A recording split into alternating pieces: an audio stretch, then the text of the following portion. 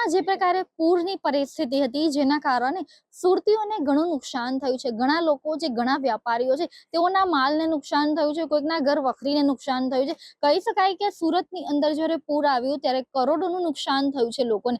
પરંતુ સુરતના જે લોકો છે તેઓમાં એક ખાસિયત છે કે સુરતમાં ગમે તેવી વિકટ પરિસ્થિતિઓ આવે તેઓ ફરી પાછા ઊભા થઈને પોતાનો ધંધો વ્યાપાર શરૂ કરતા હોય છે। જે પરિસ્થિતિ હોય તેને પહોંચી વળવા માટે સુરતી લાલાઓ હંમેશા તૈયાર હોતા હોય છે। ત્યારે સુરતનો જે કાપડ ઉદ્યોગ જે દેશ વિદેશમાં પ્રખ્યાત છે અને આગામી દિવસોમાં તહેવારોની સિઝન આવી રહી છે, ત્યારે સુરતના કાપડ ઉદ્યોગમાં વેપારીઓ શું કહી રહ્યા છે તે બાબતે જાણીએ। જે પ્રકારે પૂરની પરિસ્થિતિ બાદ જે વેપારીઓને કરોડોનું નુકસાન થયું હતું, પરંતુ હવે આગામી તહેવારોને લઈને વેપારીઓ કઈ રીતે ફરી પાછા પોતાના ઉદ્યોગને વ્યાપારને શરૂ કરી રહ્યા છે અને કઈ રીતે પાછા જે પરિસ્થિતિને પહોંચી વળીને આગળનું વિચાર કરીને જે તહેવારોને લઈને તૈયારીઓ કરી રહ્યા છે તે બાબતે જાણીએ। आपका नाम? अक्षय सहानी। जी, किस तरह से अभी व्यापार को लेके अभी व्यापारी किस तरह से अभी आगे की तैयारी कर रहे हैं? जो बाढ़ आई थी, बाढ़ वाली चीज़ें सब कंप्लीटली ख़त्म हो चुकी हैं। सूरत वापस बैक टू ट्रैक हो चुका है और सूरत की जो ख़ासियत है कि सूरत में व्यापारी जितनी बार भी गिरता है, उससे तेज़ी से बार-बार खड़ा हो जाता है।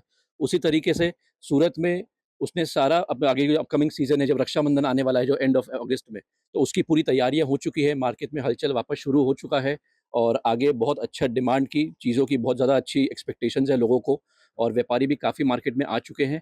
तो पूरी उम्मीद है मार्केट वापस बहुत अच्छे से चलने में आगे है।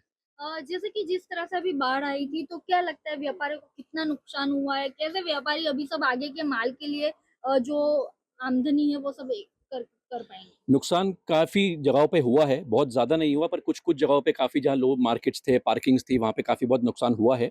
और पर अब उन चीज़ों को भी गवर्नमेंट ने कुछ चीज़ों से अपना हेल्प करके पानी निकाल के काफ़ी हेल्प हुआ है गवर्नमेंट का उस तरीके से और उस चीज़ों से बाहर निकल के अब वापस अपना बैक टू ट्रैक मार्केट हो चुका है।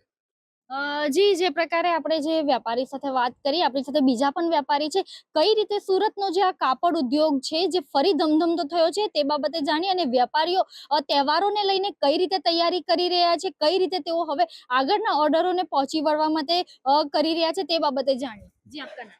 Ravi Sahani, millennium textile market व्यापारी। मैं साड़ी, ड्रेस, कुर्ती सब मैन्युफैक्चरिंग करता हूँ। जी, किस तरह से अभी बाढ़ आई थी, करोड़ों का नुकसान हुआ था, अभी व्यापारी किस तरह से फिर से अपना व्यापार है वो शुरू कर रहे हैं? बाढ़ आई थी, उसको अब हम भूल के नया सिस्टम चालू कर दिया, अपना नया काम काज चालू कर दिया है। आगे रक्षाबंधन की तैयारी है, वो जो नुकसान हुआ है सो हुआ है, आगे हम अच्छा पैसा कमा लेंगे, अच्छी वैरायटी बना के अच्छा करेंगे। जैसे कि बाढ़ आई थी, कितना कापड़ व्यापारियों का अंदाजित कितना नुकसान हुआ होगा, कैसे अभी वो सब वो भरपाई करके आगे इसका अंदाजा अभी लगा सकते नहीं हम लोग। हमारा 2 3 जगह माल पड़ा हुआ है। एक तो हमारे ऑफिस पे माल पड़ा हुआ है, दूसरा ट्रांसपोर्ट पे माल पड़ा हुआ है, तीसरा हमने जो व्यापारी को माल बेचा है वो कहाँ पर है, व्यापारी को मिला कि नहीं मिला, वो तो 10 से 15 दिन लग जाएंगे कि हमारा नुकसान कितना हुआ है। जी, अभी जो त्योहार आ रहे हैं तो किस तरह से व्यापारियों की सब तैयारी है, कैसे सब त्योहारों में कर पाएंगे वो सब? सूरत के लोग जो भी तकलीफें आती हैं उससे निपटने के लिए हमेशा तैयार रहते हैं। वो तो सूरती लाला आपने नाम सुना ही होगा, सूरती लाला सब तैयार बैठे हुए हैं। अब आगे की रक्षाबंधन की तैयारी कर दी, उसके बाद आगे सावन है, दिवाली है, पूरी तैयारी चालू है हमारी। क्या अभी व्यापारी जो बाढ़ को भूल के अभी आगे बढ़ रहे हैं, तो बाहर जो यहाँ से यहाँ का जो कपड़ा होता है वो बाहर एक्सपोर्ट भी होता है, तो बाहर ट्रांसपोर्ट का किस तरह से अभी चल रहा है? एक्सपोर्ट का इतना अभी प्रॉब्लम नहीं है, जो लोकल ट्रांसपोर्ट है उससे रिपोर्ट उच्चारण चालू हो गई है। इतना ज़्यादा नुकसान ट्रांसपोर्ट पे नहीं हुआ है। जो थोड़ा बहुत हुआ है उसको हम लोग बर्दाश्त करेंगे। गवर्नमेंट से अपनी डिमांड रखेंगे, भाई कुछ हमको मदद कर सकती है गवर्नमेंट, गुजरात गवर्नमेंट है, राज्य सरकार सेंट्रल है, जो मदद कर सकती है तो करेगी हमारे। જી, જે પ્રકારે આપણે જે વેપારીઓ સાથે વાત કરી તેઓ જણાવ્યા મુજબ સુરતમાં ગમે તેવી વિકટ પરિસ્થિતિ હોય પરંતુ સુરતી લાલાઓ જે છે તમામ પરિસ્થિતિઓને હિંમતભેર તેનો સામનો કરીને ફરી પોતાના ઉદ્યોગો વિકસાવવાની, વ્યાપાર કરવાની તૈયારી હંમેશા રાખતા હોય છે અને ફરીથી વધુ વધુ ઉત્સાહ સાથે વધુ તેજીથી તેઓ આગળ વધતા હોય છે તેવું પણ વેપારીઓ જણાવી રહ્યા છે। મહત્વની વાત એ છે કે આગામી સમયમાં રક્ષાબંધન, શ્રાવણ જેવા અનેક તહેવારો આવી રહ્યા છે, તહેવારોની સિઝન શરૂ થઈ રહી છે, ત્યારે જ્યારે સુરતનું જે કાપડ ઉદ્યોગ છે એ તહેવારોમાં ધમધમતું હોય છે.